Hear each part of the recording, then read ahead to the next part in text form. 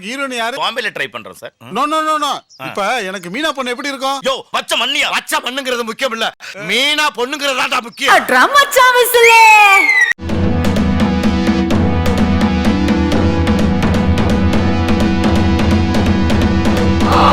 சமுத்திரக்கனியின் அப்பா ஜூலை 1 முதல்.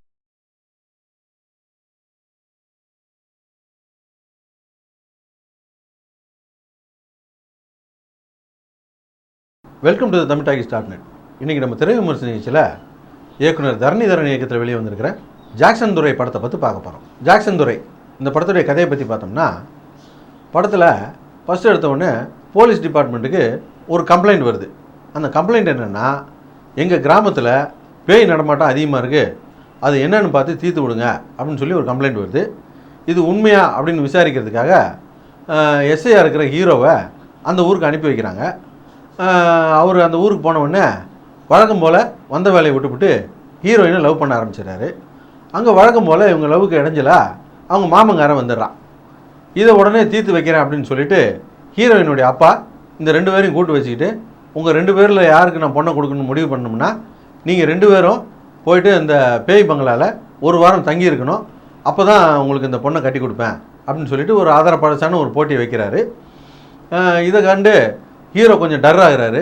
டர் ஆனவுடனே ஹீரோயின் என்ன சொல்லுதுன்னா, உள்ள பேயெல்லாம் ஒன்றும் கிடையாது, எங்கள் அப்பா தான் சும்மா அப்படி ஒரு பிரச்சனையை கிளப்பி விட்ருக்கான், நீ தைரியமாக போ அப்படின்னு சொல்லி ஏமாற்றி உள்ளே அனுப்பி விட்டுருது.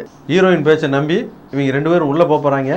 இவங்க 2 பேரும் பேய் 1 வாரம் வச்சு நல்லா வெளுன்னு வெளுக்க போகுது அப்படின்னு நினச்சி நம்ம உட்காந்துருந்தா, இவங்க தான் சத்யராஜ் பேரை சொல்லி நம்மளை உள்ளே இழுத்து உள்ளே உட்கார வச்சு வெளுன்னு வெளுத்து விட்டாங்க நம்மளை.